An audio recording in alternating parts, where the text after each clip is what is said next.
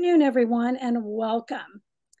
We are so excited to have all of you here with us this afternoon because we are thrilled to share with you a project that we've been working on now for a number of years, and that is our Indigenous Education Project Report. To get started, I do want to share with you the following acknowledgement. Today, with gratitude, we acknowledge that we are on the traditional homelands of the Lenape people called Lenapehoking. The Lenape are the original people of this land, and we acknowledge their continuing relationship with their territory. A legacy of colonialism, violence, displacement, migration, and settlement has shaped the region we now call New Jersey, impacting generations up to the present day. Still, nations, communities, families, and individuals persist in sustaining oral and cultural traditions and maintain a strong connection to this land. This statement represents a commitment to continuing the ongoing process of relationship building with tribal nations, both in and outside of the state's colonized borders, and learning how we can, through respect and connection, support a truthful and inclusive understanding of Indigenous history and contemporary life. So today I'd like to first introduce myself. I'm Sarah Curitan. I'm the Executive Director of the New Jersey Historical Commission. And I'm joined behind the scenes with a couple of our other staff members, Dr. Mark Lawrence, who's our Chief Public Historian, and Rachel Timke, who is our Communications and Programs Manager. Secondly, I want to give a shout out to one of our dear friends in the field. She's a former colleague at the New Jersey Historical Commission, Greer Luce. I know she's with us this afternoon. And I just want to acknowledge that Greer, while she worked with us here at the Commission, really put this project together initially back in 2022. So thank you, Greer. I hope you will enjoy seeing the outcome of all that hard work you put in several years ago. But before we go any further, I do want to ask a couple of our partners in working on this really important project. I'd like to offer them an opportunity to add a welcome. And first, I'd like to introduce Tammy Streggy from the Department of Education to just give you a welcome. Thank you, Sarah. I'm Tammy Streggy. I am the Director of the Office of Standards with the New Jersey Department of Education. And we are so pleased to be able to be represented here today as we explore the Indigenous Education Project Report findings. Our efforts here to increase diversity, equity, and inclusion for our students in New Jersey are not possible without such partnerships, and we're grateful to you. Thank you.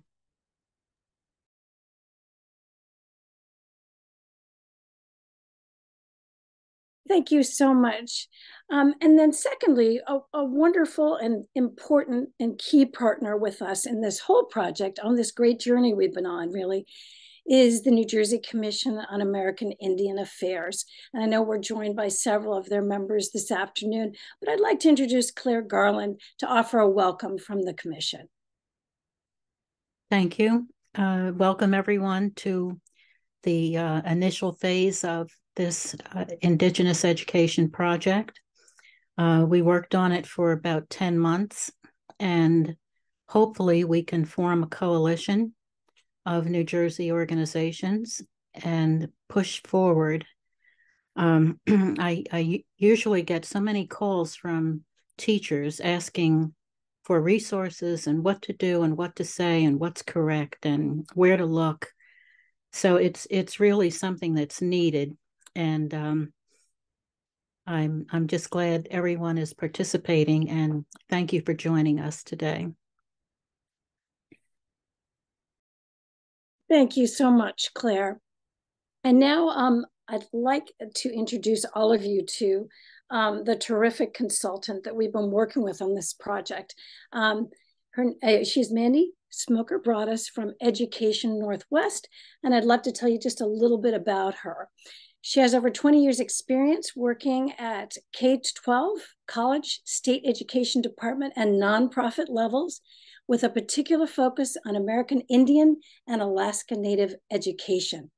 As a senior advisor at Education Northwest, Mandy is passionate about developing culturally responsive systems and has been invited to work with districts, tribes, and communities around the country. She's an enrolled member of the Assiniboine and Sioux tribes of the Fort Peck Reservation in Montana. At the Montana Education Department, she led the state's Indian Education for All work that served as a model for many other states seeking to include American Indian identity, culture, and history in their curriculum and instruction.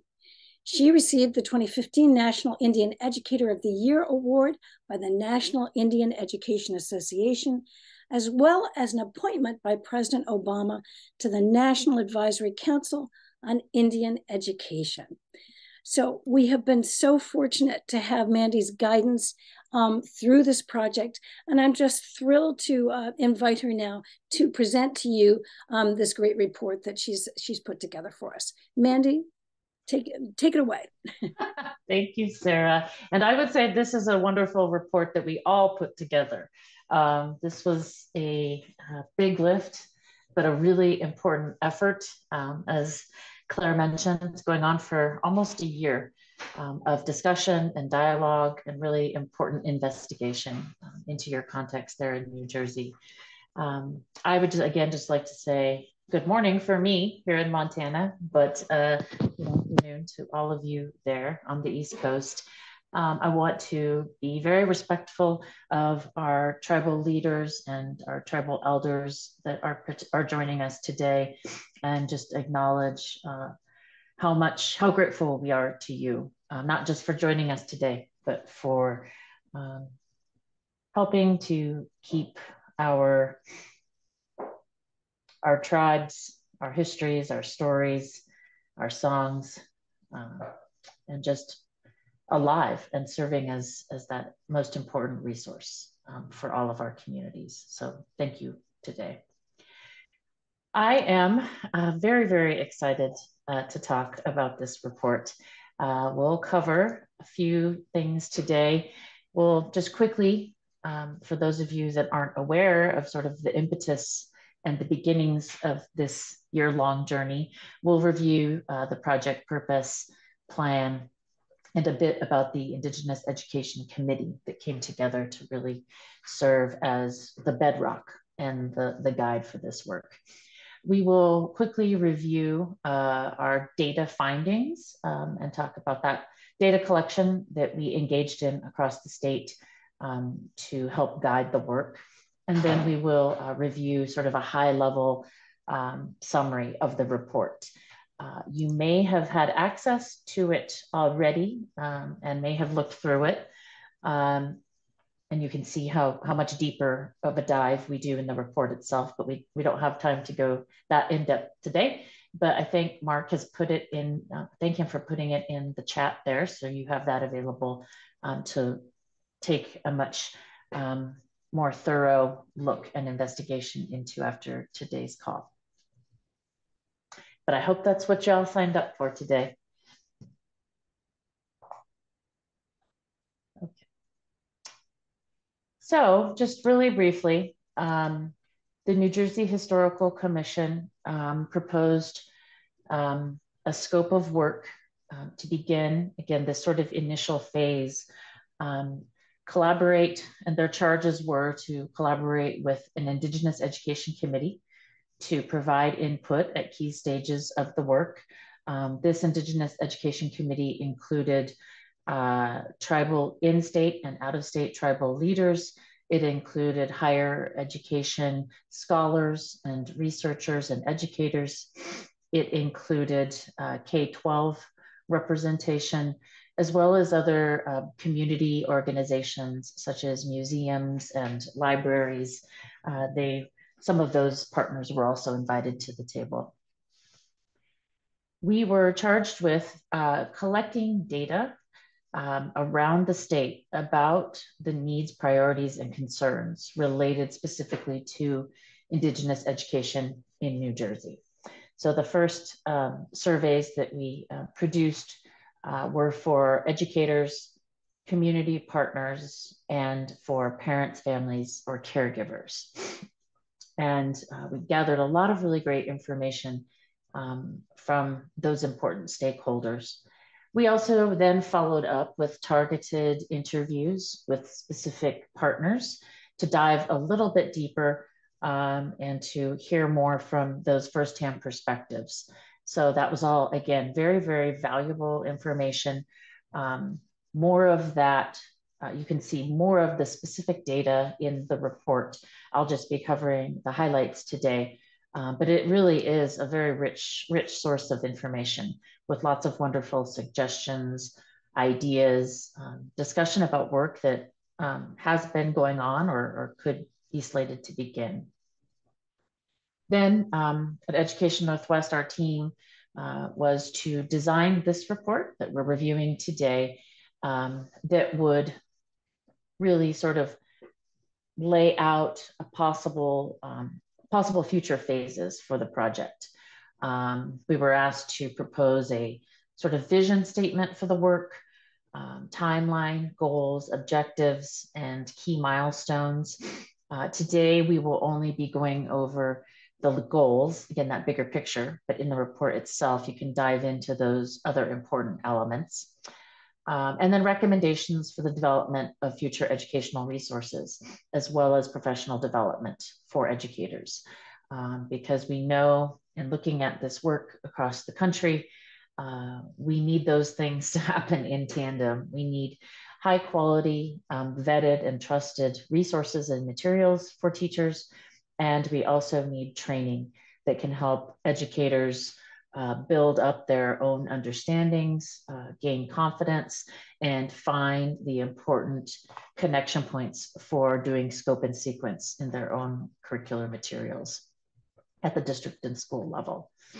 Again, everything that's provided in this report is based on evidence of what we know around the country, but also from what we heard in those surveys and interviews and from the Indigenous Education Committee itself. So we understand that this plan is, just that, it's a plan. It needs to go into the hands of a group of people that will carry it forward into the future. And we have some recommendations in regards to that you'll see and hear about as well. So the report has these primary sections, pretty typical and standard for a report like this. And I'm going to try to monitor the chat, but if something comes up that's really, really pertinent and I should address it, just maybe Mark or someone else can let me know. We provide a bit of historical context for New Jersey. We talk about the National Indigenous Education Movement because it really is sort of sweeping across the nation as, long overdue that we include the accurate history of this continent's first peoples, but also acknowledge our contemporary contributions and remind students and educators that tribes are still very active and have many things going on that impact communities, states, and really the country at large. We dive in a little bit in the report into the current education landscape in New Jersey. We then go into the data collection and summary of findings. Then is the real meat of the report, the vision statement, goals, and objectives, as well as a timeline. We also include our references that we've used throughout the report. So just the quick summary of our data findings. And I'm sure that for those that are participating today, these are going to be things that you have also experienced or have heard and are aware of. It's just nice in a report like this to have them sort of all brought together. So as I mentioned before, we heard very strongly from educators that a lack of availability of resources that are specific to content areas or grade levels is definitely a barrier. We did find that there are various tribal materials available, but then the work of translating that and merging that into specific content areas and grade levels is sort of the next phase of that work. And so teachers definitely were loud and clear about that. We do know that in New Jersey, there has been a concerted effort to include Indigenous content into the social studies standards. And that is that is the same in most states across the country, as the most logical place to begin. There are about 5 to 6 states now that have expanded beyond that and include Indigenous content in areas like language arts, the sciences, physical education, arts, just as an example. But the educators that we heard from, again, they had an awareness of the inclusion in social studies standards, but again, reported challenges in implementing those topics aligned to the specific standards.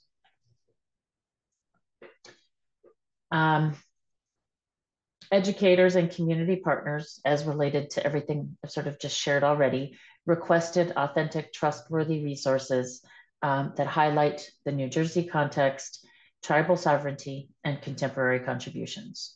We sort of gave teachers a range of topics that they would like to learn more about, and those were the 3 that rose to the top. And you can see that quote there from one of our community partner survey respondents.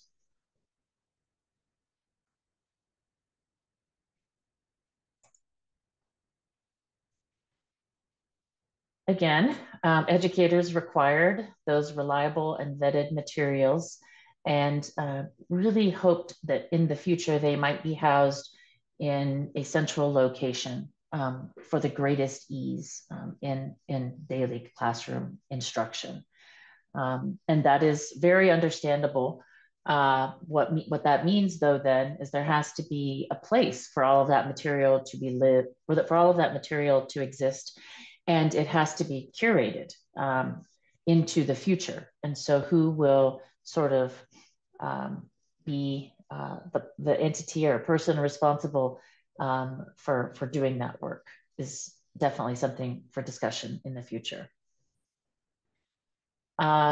We heard across the interviews and the surveys from everyone that more collaboration with tribes as well as local and state organizations would be beneficial.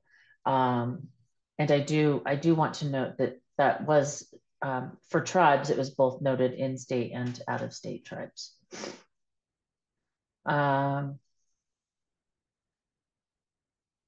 The only way to develop authentic resources and curriculum, again, is that tribal connection, that we create opportunities, provide resources for tribes themselves to tell their own stories, and for them to decide what they would like New Jersey students to know about them as a people, as a community.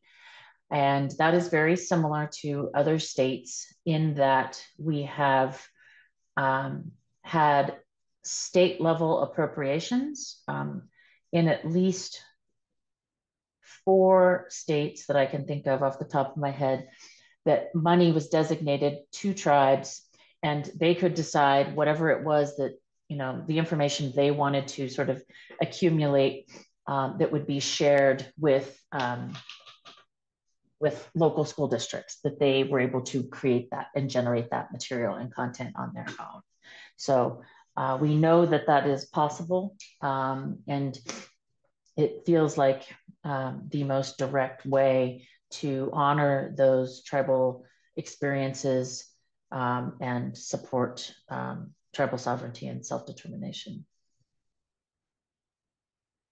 We tried throughout the report to sprinkle some of these wonderful sentiments that were shared by different folks throughout the process as well. You can see those in the green text.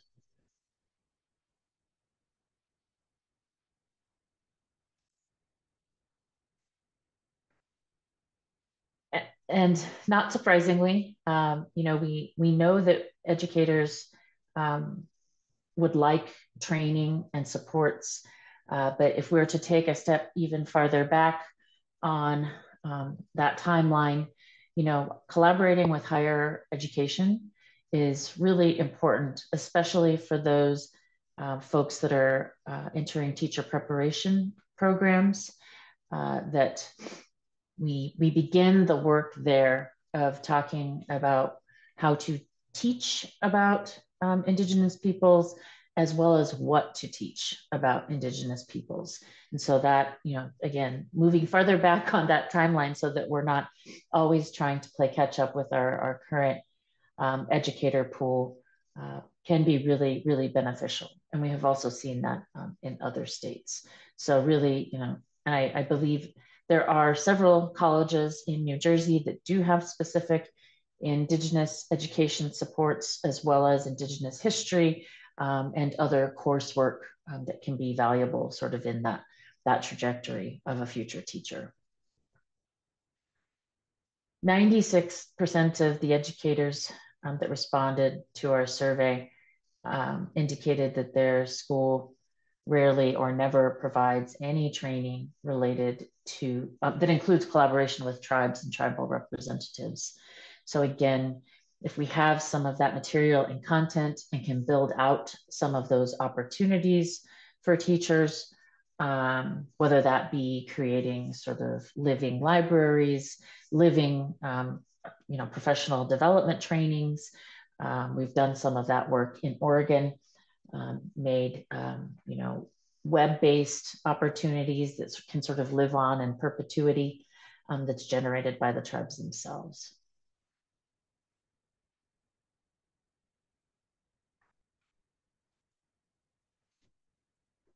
So again, we will cover a bit about the overall plan.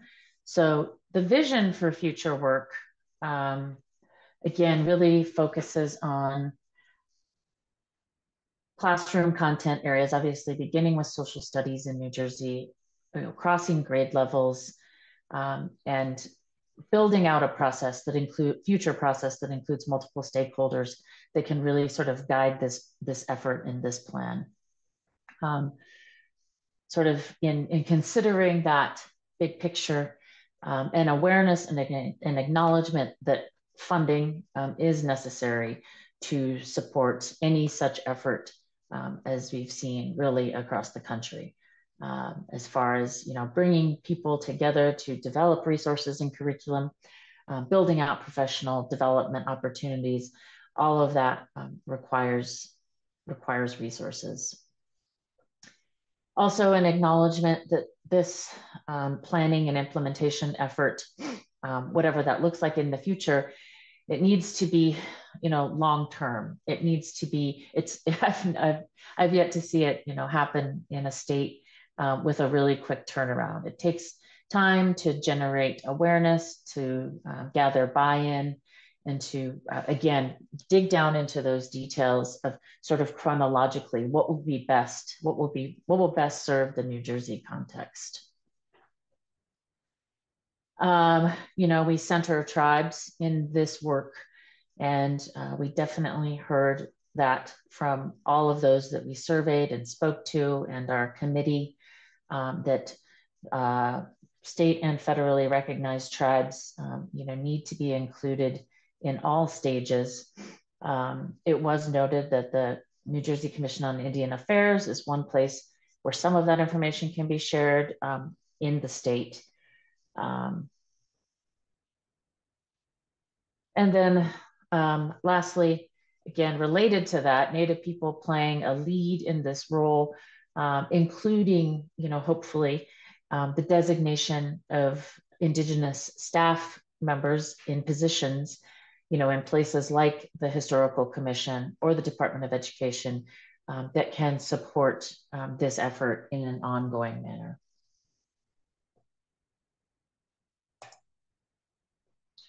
A summary, again, this 30,000 foot view of the key recommendations from the report. Again, we've covered a lot of this already, but we just wanted to sort of have them in one place as a quick go-to guide. Developing those resources is imperative. An imperative. Collaborate with tribes to tell their own stories. Provide professional development and resources that helps educators, again, gain that specific knowledge base, but also their own confidence in being able to teach about something that oftentimes we haven't learned about, or we have learned some misconceptions or information that we have that was shared with us in our own educational experiences was flawed and needs to be corrected. Continuing to expand those opportunities in collaboration with tribes and tribal representatives, as well as local and state organizations. So just an understanding that this really needs a very holistic approach as far as stakeholder involvement and support. And then lastly, again, really considering college or university teacher preparation programs in the state, especially for those elementary K-5 and social studies educators.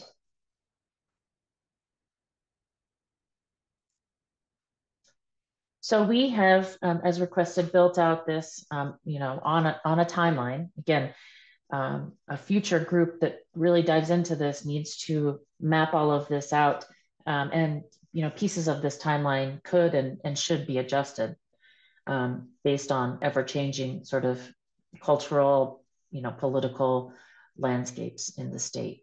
So year one, we titled Visibility and Awareness. First piece of that, again, as we've talked about this, a coalition that will continue to move the work forward, as well as a lead agency being sort of established as the backbone of that coalition. Again, it takes resources, it takes manpower, people power, to be able to convene a coalition, to be able to move the coalition, forward in the most impactful way. Again, considering certain campaigns or ways to share information about the effort.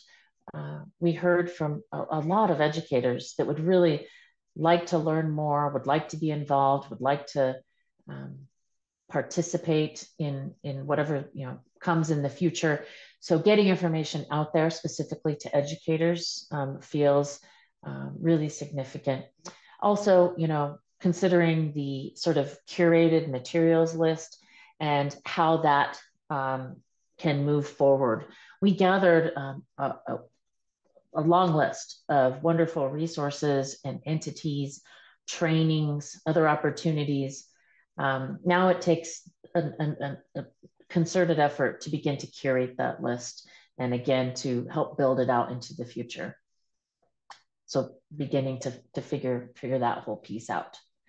Goal 3, they might not serve as on the backbone or the coalition itself, but additional organizations that will be important partners in the future, so that this network is well communicated with, understands where the project is in all phases, can offer support, in particular, any philanthropic partners that would be valuable to the project. So that's year 1. And again, we go into more specific objectives and a timeline in the plan itself, as well as budget considerations are shared there too for each of these goals. Year 2. This is a year to begin the development year, really. I'll talk about essential understandings here in just a moment, but could begin also the time when those tribal histories are developed, need to continue building awareness and begin community advocacy efforts. So goal 1, develop essential understandings. If you're unfamiliar with essential understandings, there are about a dozen states in the country that have these. They're primarily built by the tribes in that state themselves as sort of a foundational piece for where educators can step off of, as far as, what are the most common themes, what is not necessarily pan-Indianism, but what is sort of universally understood and can be shared. There are actually a wonderful set of essential understandings that are developed for the nation that's available on the Smithsonian Museum of the American Indian website. There's sort of, again, those nationwide essential understandings that are a great place to begin. Funding for tribes to begin to draft that historical and cultural information, identifying points of entry for the project in educator settings. We have talked a lot about where do teachers go to get information, what conferences, events, websites, and how can we really, fold this Native education work into those places and those events. Number 4, just as a possibility, drafting a particular law for New Jersey is a possibility. So spending some time sort of researching what that looks like around the country. The most recent state to pass state legislation was Illinois, and that was last spring. But there are about 10 others that have a similar context. Year 3 is really diving more into the curriculum and training materials specifically. Again, we've seen various sort of methods and models around the country. The one that seemed to land most solidly for New Jersey, but again, it's just a suggestion, bringing educators and partners together at some point for a retreat to begin to outline what those teaching materials and that training could look like. Again, with an understanding that this is probably a social studies focus at this point, but that's really important to have those experts, those teachers on the ground who can tell you, sometimes it's not always easy to fold in new content. And I always talk about including Indigenous content, not as adding to an educator's plate, but sort of shifting things around and finding a place where we can seamlessly integrate content. And, it can be done successfully, but you want that buy-in from teachers. You want those experts to really talk about those daily and weekly and, quarterly expectations that they have in their own curriculum standards. Goal 2, again, to convene higher education representation to discuss what it is that, as this moves forward, how they might see higher education participating in the important work. Year 4 and year 5 is time to implement, suggesting piloting the project in a small group of volunteer schools where there can be, implementation as well as sort of investigation and study into how that effort went, what needs to be modified, what could be sort of adjusted for the future so that this can be as successful as possible in all schools. And you gather that with, evaluation tools, as well as, allowing teachers to sort of share their experience, possibly in surveys, and gather that important feedback. And then, then transitioning into moving toward a statewide implementation. We've seen various states, where I'm from in Montana, we dove all in, all grade levels, all content areas at one time, a statewide implementation. And I think we sort of scaled back for this plan knowing that it was a lot. It was overwhelming, not only to us that were developing the material and the training and building those partnerships and doing the work for educators and for schools. It was also a big lift and a big ask.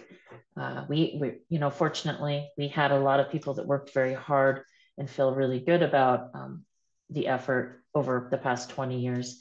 But possibly trying to think about how to learn some important lessons up front before a statewide implementation, we thought might be valuable.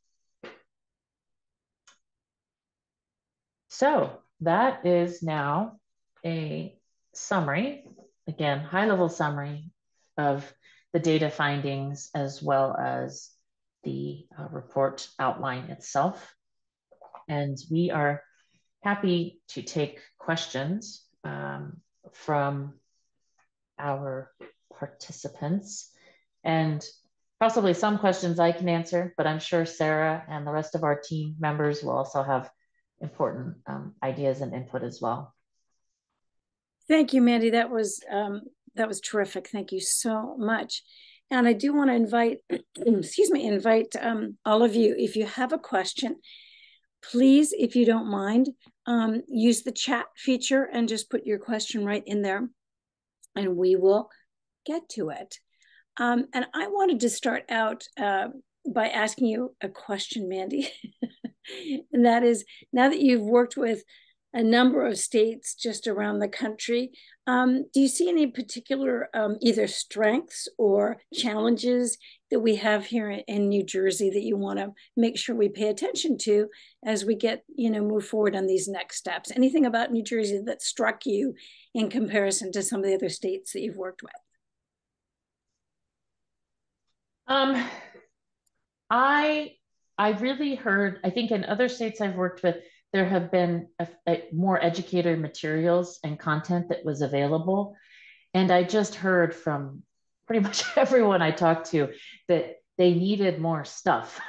They needed things that were vetted, that they knew that they could trust and were reliable. These professionals were nervous a little bit about sometimes diving into content if they didn't have, if they weren't 100% certain that it was, again, one of those vetted and reliable sources of information that they should be using. And I think that's actually an asset sort of moving into the future as well. Great, thank you so much. We have another comment from Gloria, who writes just that it would be great if we could establish an Indigenous speakers bureau or roster, I guess, which is a great idea. Mandy, have you seen that work in other states? I have, and it's usually a sort of lead entity that does it. So in my state, for example, it's our state humanities board. They maintain a list of cultural speakers that can be available to schools, but it could also be that's sort of curated in another agency as well. Thank you so much. Now we have one of our members of the New Jersey Commission on American Indian Affairs here, Yuri Ridgway, and he has a comment. Love to get your thoughts on that, Mandy. And he says, basically, it's a timing question. He's asking why put off making an effort to create legislation now. Why put that off? Any thoughts on that in terms of the timing of that? Well, I mean, and folks that were participating, I think we might have also wanted to put that a little higher up in the report.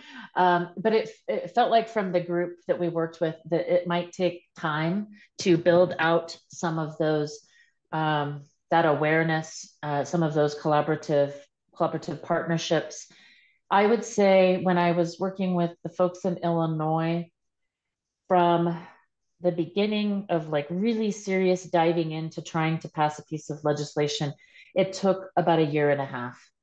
But that was their only focus. They weren't thinking about building curriculum, bringing folks together for training, curating these types of lists. their initial impetus was, let's get a law passed. So it is, again, the plan is, you know, just suggestions. Pieces can be moved around as you know, more folks provide input into the New Jersey context that would be valuable. Thank you. Thank you so much, Mandy. I also want to note that Suzanne Akbari, a little bit earlier in the presentation, shared some great suggestions and resources in the chat about a project that is going on, the Munsee First Nations project. So we will take note of that. Thank you, Suzanne, and any others who'd like to you know, pick up on that recommendation, by all means do so. So thank you, Suzanne.